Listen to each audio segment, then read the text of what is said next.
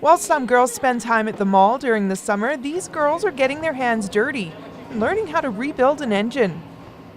The idea behind it was to develop ways and means of engaging youth, and in particular the female population, and getting them interested in non-traditional trades.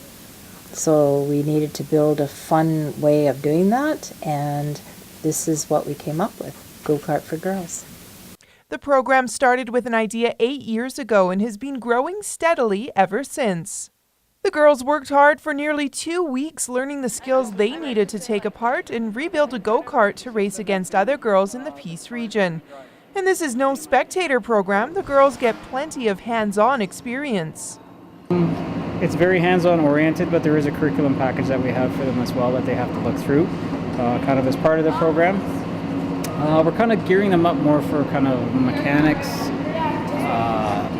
fasteners, tools, stuff that they would probably not see for quite a while, of course, being young. The girls get right in and tinker with the engine and the inner workings of their go-kart. But it's not all just fun and games. They're actually learning practical skills that may help them in the future. One of the components of the program the girls really like as well is the welding. So we like to get some bits and pieces of metal, and then I just show the girls some very basic MIG welding, because MIG welding is a really user-friendly, easy one to do. And once we kind of go over the safety stuff and the girls get in there and start to weld their little trophies up for themselves, it always ends up good. It's a really good part of the program. Besides meeting other like-minded girls, working with the torch is one of the highlights for the participants. All the girls are nice here. It's really fun meeting them. Made new friends. I've learned a lot we did welding. That was pretty fun. We made trophies. I've learned about tools. Cool. Making new friends, how to weld, and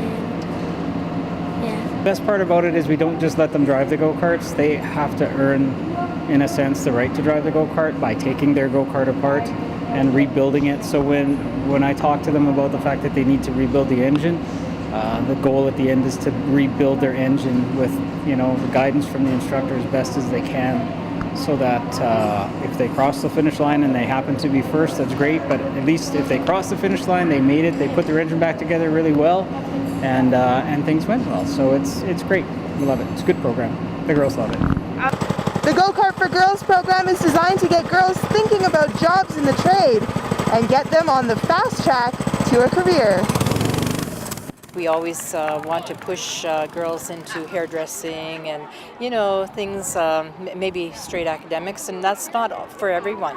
And so I think there needs to be an opportunity, especially for Aboriginal girls, because they just need to shine. They need to be able to stand up and have something that they can really succeed at, and it gives them a boost for futures. I work in the trades field at the college. It's what I do, trades. And I can tell you that there is no trade that is exclusively for boys anymore. It is, it's equal to all. And mechanics for sure. The girls are actually very kind of, they have a lot of finesse sometimes, and they're willing to take the time to kind of learn about things and be careful, rather than, boys sometimes, I was the same when I was young, would just go in there and do it. But the girls actually take the time to be very precise with their work, which is kind of a nice change from sometimes what I see. Rebuilding the go-kart is the focus of the program, but that's not to say that there isn't a little bit of competitiveness sneaking in once in a while. We do. We have 3 teams this year.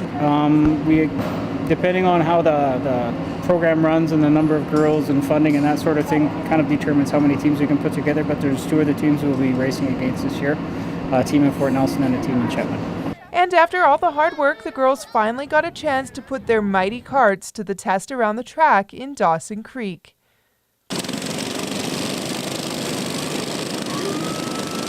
they go, look at that, Fort Nelson.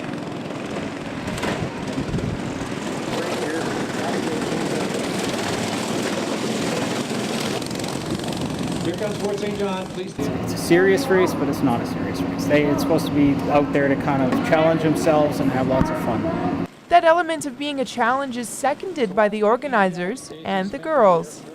Oh, and it's a challenge though too, and so they're learning skills of working as team players as well, which is great, and I think the race-off is just the end of the event excitement for them, coming together. They spend time together, during this period of time, so yeah, it's a wonderful program. After the checkered flag was flown, what did the girls think of the program? It's fun. I like building it.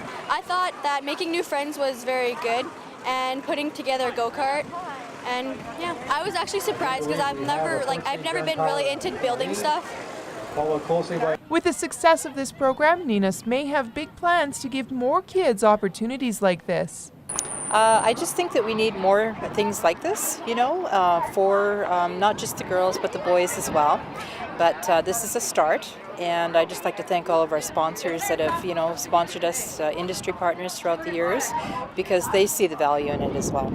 For Around the Piece, I'm Stacey Robbins in Fort St. John.